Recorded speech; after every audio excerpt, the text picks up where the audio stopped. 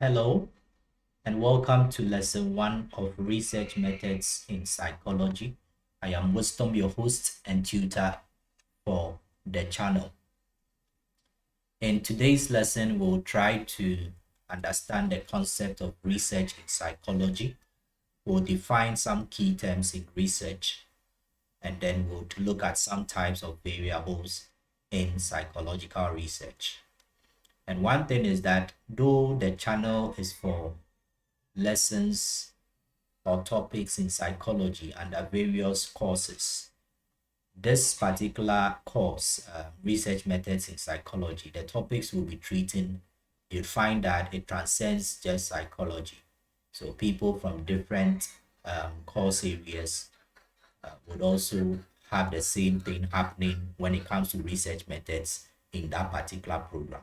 So I know that whether or not you are a psychology student at the undergraduate level or whatever level, you'd find the topics useful. This will also apply for the other course, which will be starting soon, statistics for psychologists, psychostats. Some of the things we'll deal over there too will be useful to different people and different students. So once again, welcome to today's lesson, and I hope it will be fruitful. Now, what is research? Generally, when we talk about research or we say research, what comes to mind is to investigate, to look out for, to try and fish out information. So when I say I am researching, you know that I'm looking for information, I'm digging for information, I'm trying to find something that is not obvious. And when it comes to psychology, research is simply defined as a systematic procedure that we follow in order to gather empirical data or information about a particular phenomenon or behavior. So the key terms are systematic procedure and then empirical data. So just as we know, psychology is the scientific study of the mind and human behavior. So research in psychology is simply trying to gather information or data that can be verified, so empirical. We've discussed, some bits of the scientific method in a different lesson under Introduction to Psychology. You may want to refer to that later.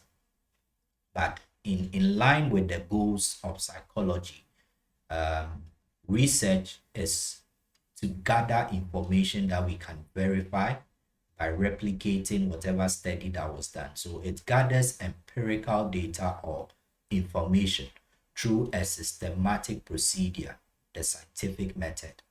And this is to get us to understand certain behaviors and also some phenomenon that happens in our societies. And research in psychology, as mentioned earlier, follows the scientific method. And the scientific method is one of the key ways of gaining knowledge, which has some basic characteristics, including the fact that you can verify the information that has been given out through that research by replicating it. One of the key characteristics is falsifiability. So we can find, faults with whatever data and whatever procedure that was used. So others can, do other researches to prove to prove or disprove your findings. So falsifiability, objectivity, quantifiability, and all that. Those are some of the characteristics of the scientific method. And it helps us to fulfill the four key goals of psychology, which are to describe behavior, explain behavior, predict behavior, and control behavior. Now, in the broader sense, research can be basic research or applied research. In some other areas like education, the field of education, you'd also find action research. But in the broad sense, we have basic research and applied research. Basic research is research that tries to understand human behavior and related phenomena with the hope or the goal of providing a better understanding of these particular things that have been studied. So basic research explores a particular situation or a particular behavior, how children, behave, maybe in the first 6 years of their life, some of the key things that happen and the effect of trauma on childhood, experience and all that. So the whole goal is just to explore the human behavior and other social, societal events with the goal of providing us with a better understanding. So it's giving us new information, it's giving us new knowledge, it's giving us facts, it's giving us figures, it's giving us insight into behavior and other important phenomena that the researchers would be researching into. So the focus is on answering the what, the why, and the when of behavior. And if you relate this back to the goals of psychology, the what would be in describing behavior, the why will be in explaining behavior, and then the when will be in predicting behavior. So the goal of basic research is to give us some insight by describing what is happening, giving us some information, detailed information about the behavior or phenomena. So answering the what of behavior, describing or identifying behavior, and also explaining why that behavior happens, why that relationship would be existing between depression in adulthood and childhood trauma. So it gives us the why. It explains some of the key things about behavior and the mind and related social events that we need to know. And it also gives us some idea into when these behaviors would happen. So if someone is a narcissistic, person or has narcissistic traits, in giving you an explanation of why these people behave in such a manner, it can also tell you under what conditions that such a person will behave in this particular manner. So the prediction of behavior. And that is what basic research helps us to do, to have a better understanding of behavior of the mind and other important social phenomena. Applied research, on the other hand, is aimed at shaping or controlling human behavior. So the fourth goal of psychology, controlling, managing, modifying behavior, and solving social problems. So this is where what I mentioned earlier, the bit of action research in the field of education and others may, fall under the applied research, because applied research is aimed at solving particular problems and also controlling or managing or modifying behavior. So you pick up from mostly information, insights that has been made available through basic research, and then use that. Your goal of the research is to apply the information we have to solve a particular problem, or you start off gathering data and your sole purpose of gathering the data is to solve a problem. So in a community, you realize that a lot of the people, are engaged in drug, addiction. The young people are into drugs, and there's a lot of teenage pregnancy within that community. So as a researcher, you go in there into that community to carry out a research, probably an observational study in addition to probably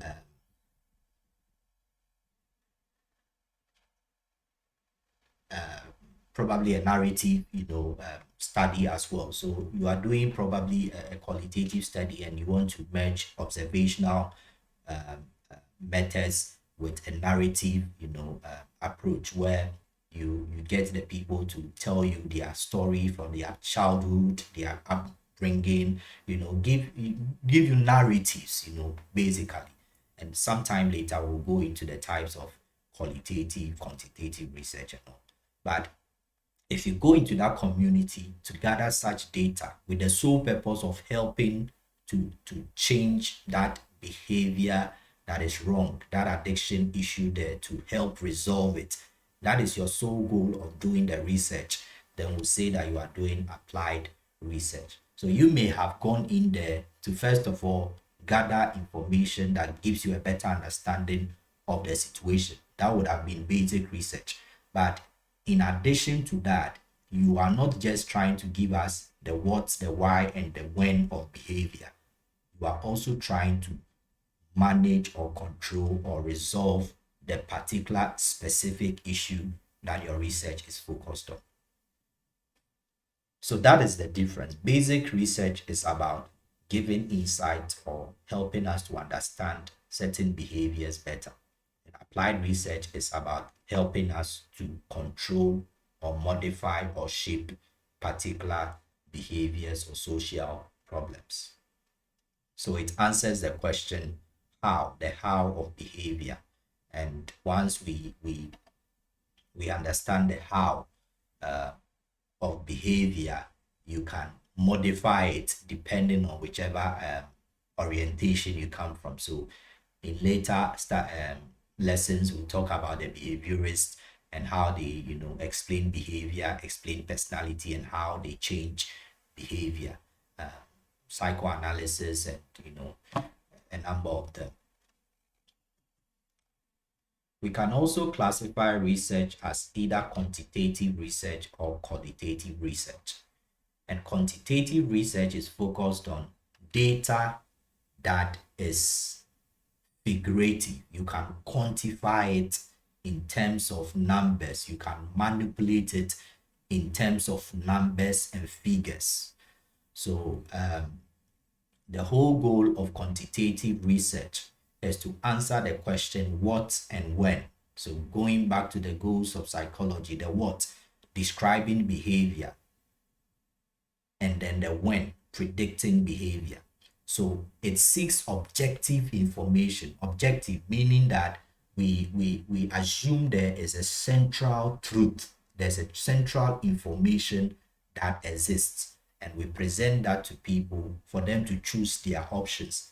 And then out of the manipulation that you will do, which sometime later would look at in statistics, you can get objective information. Whatever analysis you run using softwares like the SPSS, you would get information that is objective, that is in terms of figures manipulated. So it focuses on collecting data where the outcomes are assessed on manipulated quantities or scores. Examples of such research designs are through experimental designs and then using closed-ended surveys. So surveys that are closed-ended. Closed-ended means that you have, for instance, an attitude questionnaire, and you are given strongly disagree to strongly agree, and you have to select either options that are there, or you have a yes or no response, then you choose yes or no. Those are closed-ended surveys. Then qualitative research is focused on collecting data where the outcomes are assessed based on relevant qualities. So the focus of qualitative research is about getting themes, getting qualities, descriptions rather than quantities. So it seeks subjective information. The information that you are getting is more or less truth based on the participants and what their experiences are. So if you come to me and I'm telling you how I feel and my experiences, narrating how I grew up and all that, that is subjective information. You are not going to, give me options to choose from, and then you now go and manipulate that data. You listen to what I have to say, and usually the qualitative research is about using interviews and then open-ended, questions. So in a survey, for instance, where you are including both closed-ended and open-ended questions, the closed-ended questions will be asking for the the person you are researching into to choose from available options of yes or no, strongly agree to strongly disagree, true of me to not true of me, and all those things. And the open-ended parts, or the questions that are open-ended, will just give them the opportunity to write whatever they think. So how did you feel when you were involved in that accident? And the person will tell you all the things that they think went on and how they felt. You will not give them I felt sad, I felt terrible, and then they will choose from there. So it seeks subjective information, and it typically answers the questions why and how. So going back to the goals of psychology, qualitative research will typically give us explanations as to why that behavior happens, or why that phenomenon is persistent, why are teenagers getting pregnant in the community. It gives us explanation of behavior and phenomenon. It also answers the questions how. So that also gives us an insight into how we can end up modifying or changing the behavior. Here is an important point, and I think I mentioned it earlier in terms of a survey where you have a closed-ended and open-ended. So more or less mixing two approaches of quantitative data and qualitative data. So a single research study can combine both qualitative and quantitative methods, and that is what we refer to as the mixed method study, or the mixed methods research design. We can also classify research as either longitudinal or cross-sectional. And a longitudinal study is a study that literally is long, so to speak. So it is a study that focuses on gathering empirical data from the same sample of participants. We'll explain sample and all those things later. From the same sample of participants over a prolonged period of time at different intervals. So the key points: same sample of participants. Sample of participants means the people you are gathering the information from.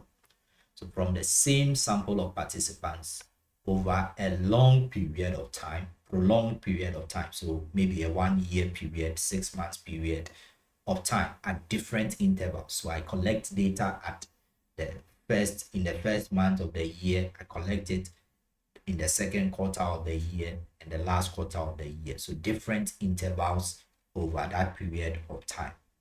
However, a cross-sectional study, as the name suggests, is across a section of people. So it focuses on gathering data from different sample of participants. So sample participants, different groups of people who are similar at the same time. So I need to collect data about these teenage pregnancy and issues of drug addiction in the community. I can go in there, and then different age groups, those who are between 12 to 15, then 16 to 18, and probably those older.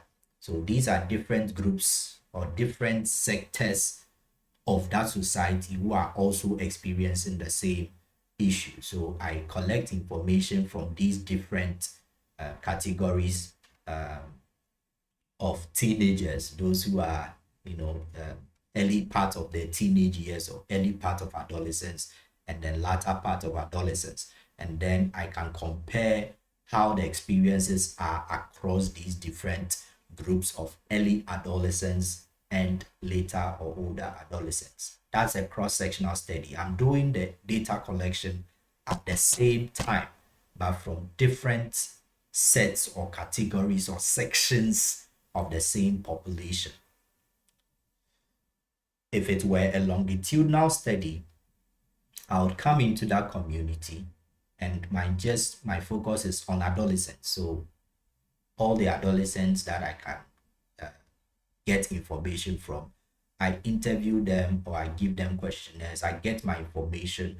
Then later on, maybe in 3 months' time, I will come back to the same sets of people that I used in the previous data collection, and I ask them questions again just to see how things have changed over the period of time that I came to collect the data.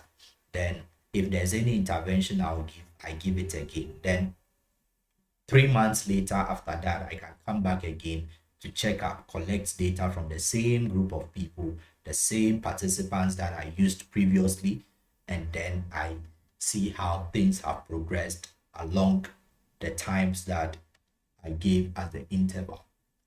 There are downsides to it, but we will not discuss it now. So just like where you can mix, methods, you can use a mixed method study, both qualitative and quantitative methods being combined.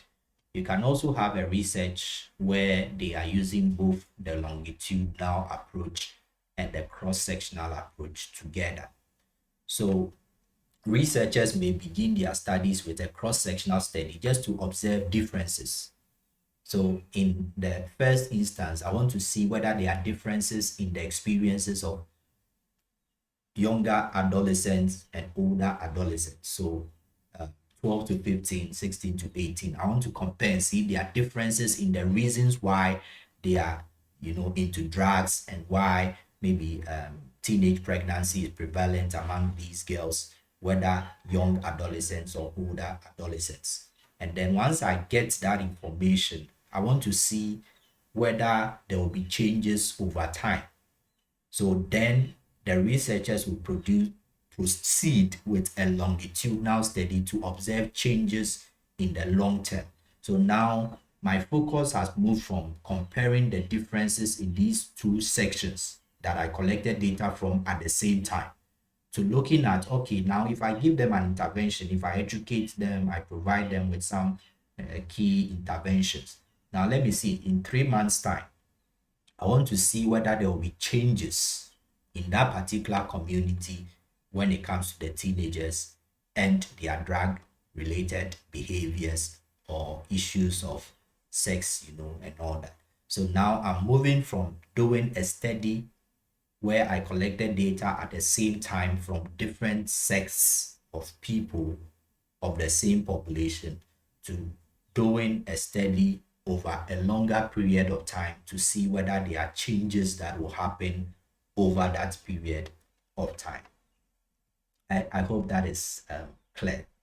Now, whatever the form of research that is taken, research generally helps us to provide important or relevant information that will contribute to changing or shaping human behavior and social, related phenomena that at the long run would help ourselves and our society. So research is very important because gathering data and having empirical results that can be verified, results that have gone through a systematic procedure for getting the information, rather than just people's intuition and what people are saying just by their own experiences. It really helps the society to make informed choices when it comes to human behavior and phenomena. So we'll look at some key terms in research. And I have mentioned earlier population. Population refers to the overall group of people that the research is interested in studying or gathering data from. So on our example with a community where teenagers are involved in drug-related abuse and addiction, and then also teenage pregnancy, we have all the adolescents or all the teenagers in that community as the population. Because when I go in there as a researcher, the people I'm interested in getting information about are teenagers, adolescents. So the targets that I am looking at to get information from is a population of teenagers or adolescents in that community. So that can be my population. Then let me tie that into sample. Then the sample refers to the number of individuals who are chosen from the population to participate in the study. So now, out of all the teenagers or adolescents in that community, I can say that I can't talk to all of them. I can't gather information from all the about 500 teenagers in this community. The limit I can go is 100 of them. So now I need to choose 100 of these teenagers and use them for my study. I'll be interviewing them, I'll give them questionnaires to fill and all that. So that's 100 that I've chosen out of the 500 possible teenagers in that community is the sample. And the 500 teenagers are the population. So if you take it into mass, the population is like the universal set, and the sample is the subset of that universal set. And this depends on the researcher and their goals of the research. To another researcher, when they go into that community, probably they will be able to tell the number of adolescents that are into drug abuse and who have teenage pregnancies. So if you can be able to specify all of those individuals, then bringing all of them together, we can have a population of teenagers who are into drug addiction and teenage pregnancy. So that is a population on its own. And out of that population of teenagers who are into drug addiction or have teenage pregnancy issues, we can select a number of them as the sample and interview them or give them questionnaires to get our information. So the whole bit of sample and population depends on the researcher and what they are going to do. But in basic terms, the population is the target group that you'll be getting your information from, you are interested in studying. And then the sample refers to those who are chosen from that population to give you the data or information, the ones that you'll be talking to, the ones that you give questionnaires to fill, they become the sample. So I have some examples here. So if, for instance, your population is undergraduate students, your sample could be level 100 undergraduate students of a university. So undergraduate students of the university become your population, and level 100 undergraduate students will become your sample.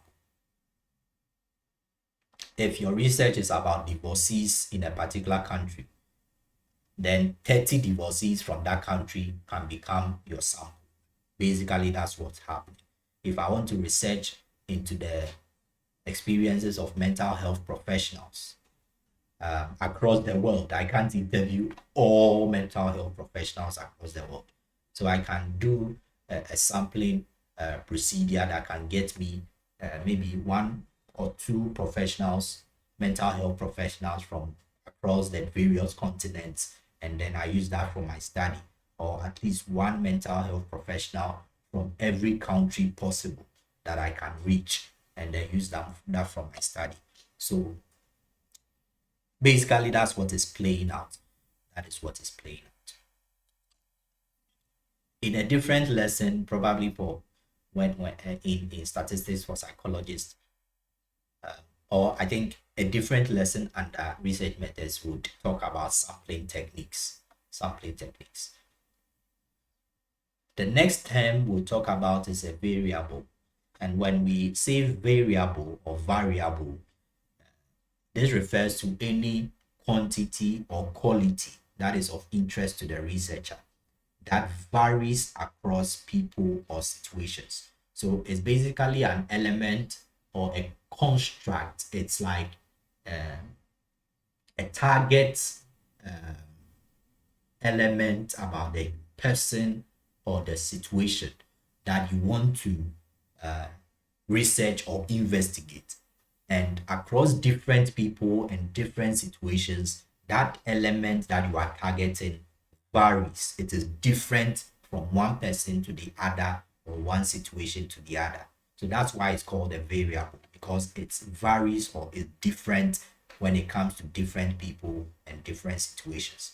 Examples of variables include gender, age, height, nationality, stress level, political affiliation, academic performance, and all that. Those are variables.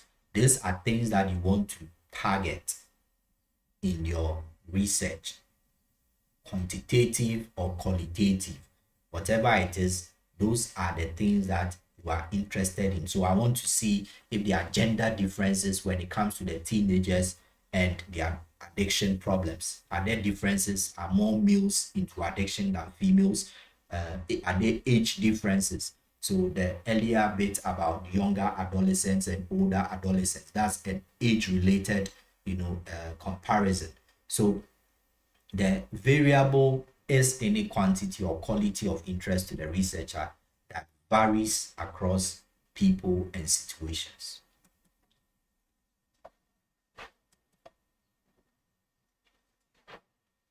In a separate lesson, we'll talk about variables in much detail, particularly concerning continuous variables, categorical variables, and all that.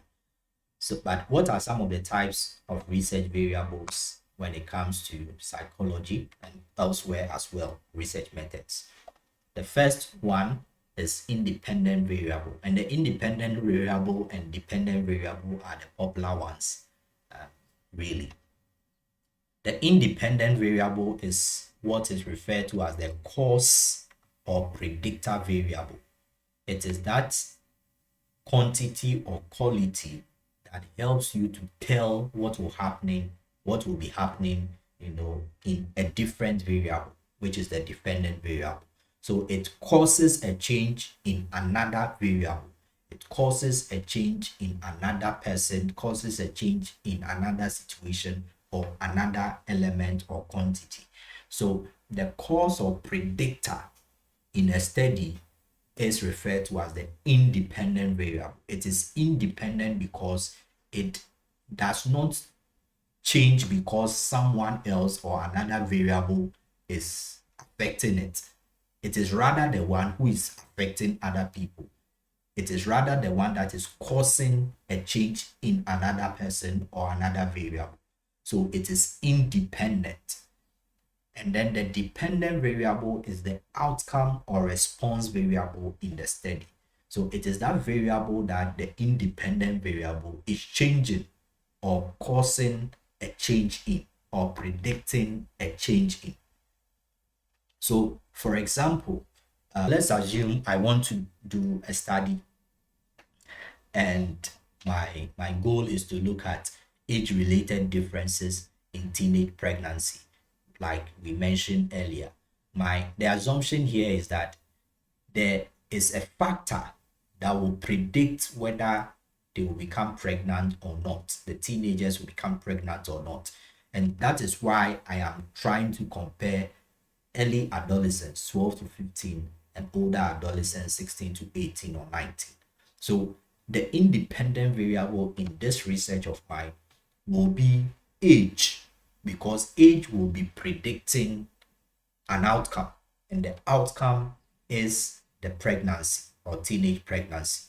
So if I go in there, the outcomes or response variable will be teenage pregnancy, and then the cause or predictor variable will be age, because I'm saying that age may have something to do with whether or not these teenagers will become pregnant. So if I go there and from my study, I realize that about 80% of the cases of teenage pregnancy are those who are 12 to 15, then it gives me an idea that, okay, the younger adolescents are more prone to, issues of teenage pregnancy than those who are older adolescents. And then that will tell me what to do. The moderator variable is a moderator. It moderates how the independent variable will be affecting or influencing the dependent variable. So it affects the direction or strength of the relationship between the independent variable and the dependent variable. Sometime later, maybe when we go into more practical bits of correlation and regression, we'll look at how that is explained in practical terms using data. But moderator variables affect the direction or strength of the relationship between independent variables and dependent variables. So I can, for instance, in a study, and usually this is done, you introduce a moderator variable or mediator variable to take care of this last thing called the extraneous variables. So maybe let me explain that. The extraneous variable is an unwanted independent variable that can influence your dependent variable. So we can have situational variables, demand characteristics, experimental bias. For instance, with the example of the teenage pregnancy, it could be the case that it isn't age, the fact that they are younger adolescents, that is making them more prone to whatever leads to the teenage pregnancy. But it could be because they are not educated. So if I go into that community and they are not in school, they are not going to school and all that, chances are that the reason why teenage pregnancy is prevalent in that community could be because of the lack of formal education. So the children or the girl children, because they are not given the opportunity to go to school and all that, that is making them prone to teenage pregnancy. So non-education could be that independent variable that is leading to the outcome of teenage pregnancy, the dependent variable, not age per se. So the extraneous variable becomes that lack of education. That lack of formal education becomes an extraneous variable because it can influence the dependent variable without the researcher's knowledge. So now, if the researcher wants to deal with possible extraneous variables, because the researcher has realized that, okay, it could be that not going to school can have an influence. So what I can do is to include that in my study and see how it would, either strengthen or change the direction of the effect that age is having on teenage pregnancy.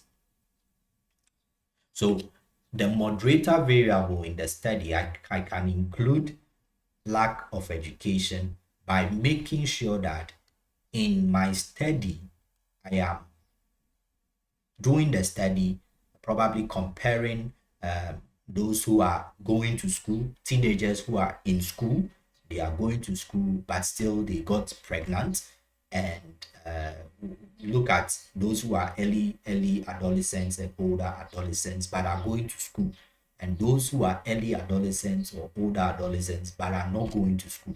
So once I do that, I can now compare and see whether going to school or not being in school could affect the direction. So is it now telling me that age has no relationship with teenage pregnancy? Or it is telling me that now that we have introduced the element of some who are going to school but are either pregnant or not, the relationship between age and teenage pregnancy has become weaker or more stronger. So basically, that's it. As I mentioned, it will become more practical if we do it with data. And so we'll do that in a different lesson under correlation and regression. Now, unlike the moderator variable, the mediator variable explains the relationship between the independent variable and the dependent variable. So if I have a mediator variable, it will tell me the reason why the independent variable is leading to the dependent variable. So I have a case here. Let's use that to explain. So class attendance will have a significant effect on students' academic performance. So that is my hypothesis. And a hypothesis is just a predictive statement you make about the results that will come out of your study. So class attendance will have a significant effect on students' academic performance. That is my prediction. Class attendance here is the independent variable, and academic performance is the dependent variable, the outcome variable, the response variable. The class attendance is the cause variable or the predictor variable, independent. Now, when we come here, you see that this is independent variable, class attendance, and it is leading. So you see the arrow pointing onto dependent variable. So I'm saying that class attendance will lead or predict academic performance. So those who attend class regularly, come to school, attend classes, maybe all the classes they are supposed to attend, they are likely to do better in the exams than those who don't come to class regularly. So that is my prediction. So this is just a relationship between independent variable and dependent variable. Now let's look at the second one. Students' understanding of lessons will predict how class attendance affects academic performance. So now I'm bringing in a mediator, and the mediator is the understanding of lessons or grasp of lessons. So I'm saying that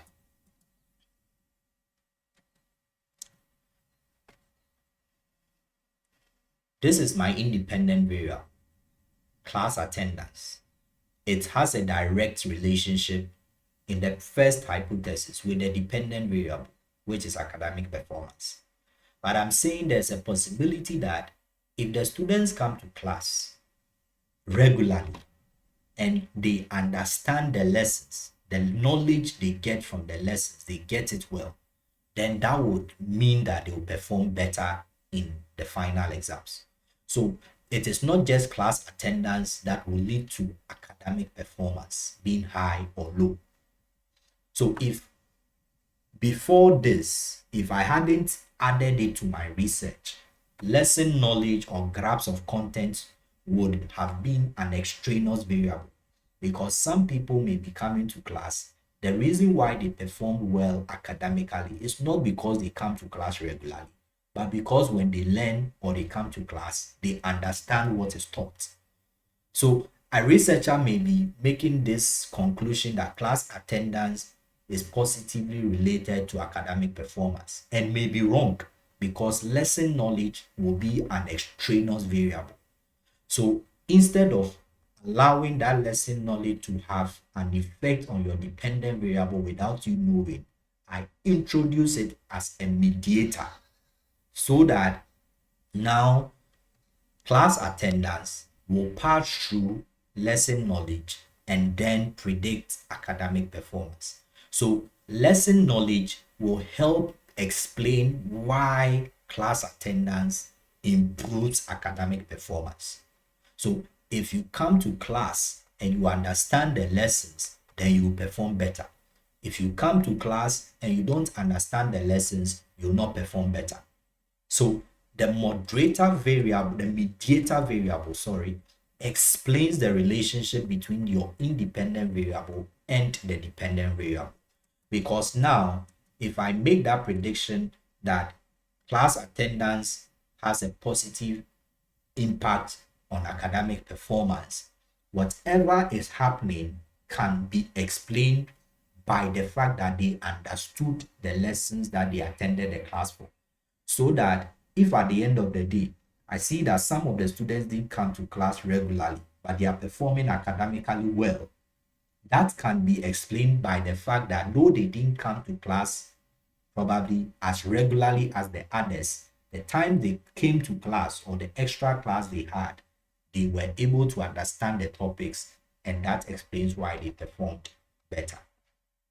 So a moderator, on the other hand, is shown in the third one. So let's use this one. Gender will have a moderate effect on differences in students' academic performance based on class attendance. So that is my prediction if I'm using a moderator variable.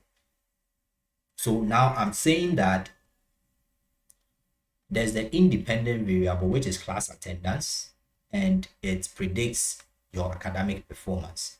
However, if you are a boy or a girl, a male or a female, that would either change your direction of performance, or either limit or increase the chances that you would perform better.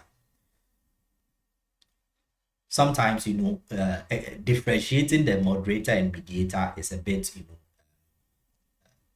difficult, because they can end up interacting here and there. But with the moderator, in this case, gender is playing the role of, if you attend class regularly, there could be an instance where the males are performing better than females, and there could be an instance where females are performing better than males. So although class attendance may positively predict academic performance, the fact that you are a male or female can either change the direction, or either reduce or increase the performance levels. So the moderator variable affects the direction or strength. So in correlation, if in correlating between class attendance and academic performance, my correlation coefficient was 0.89, that is a very strong positive correlation. It's closer to 1. But if after bringing in gender as a moderator in my statistical analysis, I realized that my correlation coefficient becomes 0.70, then it tells you that gender has reduced the strength of that relationship that exists between class attendance and academic performance. So that and other statistical methods that you use will give you an indication that gender is an important factor that you have to pay attention to in that prediction that you are trying to make, because it can either increase or decrease the strength or direction of your study prediction. So basically that's it. So in both, you see here, private tuition could be an extraneous variable. So even with all of these that are happening, class attendance passing through mediator, which is lesson knowledge in determining performance, you could also have some of these students who are getting private tuition. So although they don't come to class regularly, they will perform better. So now you may not know that it's private tuition that is causing them to perform better. That is an extraneous variable. So once I recognize it and I want to include it, I can decide that now I want to include private tuition as a mediator, so that if they attend class regularly and they are performing well, it could be that they are also getting private tuition, and the private tuition is increasing their lesson knowledge, which at the end of the day is making them perform better. So that's how the whole thing is going. I just hope it's been quite clear. If it hasn't, you can put a comment in the chat and then we can have a conversation around it. But in summary, the moderator variable affects the direction or strength of the relationship, whether cause-effect relationship or just a predictory relationship between the independent variable and dependent variable. And the mediator variable explains the relationship that is happening between the independent variable and dependent variable. The extraneous variable is an unwanted independent variable that can influence your dependent variable. And so you need to check it. If you do not check for extraneous variables, it will end up confounding your study. And when we say a study has been confounded, it means that you cannot be sure that your independent variable is what led to the dependent variable changing or behaving in a particular way. So the study would have been confounded. It would have been confused, so to speak. So there's a relationship between an independent variable, dependent variable, direct relationship. There's an indirect relationship happening So there could be the direct relationship between class attendance and academic performance, or the lesson knowledge or grasps of content knowledge can mediate the relationship between class attendance and academic performance, meaning that it will help us to explain why, for instance, someone is performing better in the class, although they didn't come to class regularly. Then gender here, so lesson knowledge could also operate as a moderator depending on what the researcher is doing, basically. So this is just a lesson introducing us to the terms. Later on, when we get more complex, we'll use data, research data itself to explain some of these things and how they work. So this brings us to the end of today's lesson. I just hope it has been useful, and we set out to achieve these objectives, to examine the concept of research in psychology, which we have, looking at some broad categories that we can put research in and defining what research is. We have looked at what population is, what sample is, and what variables are in research. And we have also looked at the types of variables, particularly the independent variable, the dependent variable, the moderator variable, the mediator variable, and the extraneous variable. Thank you for joining today's lesson. I hope to see you in our next lesson.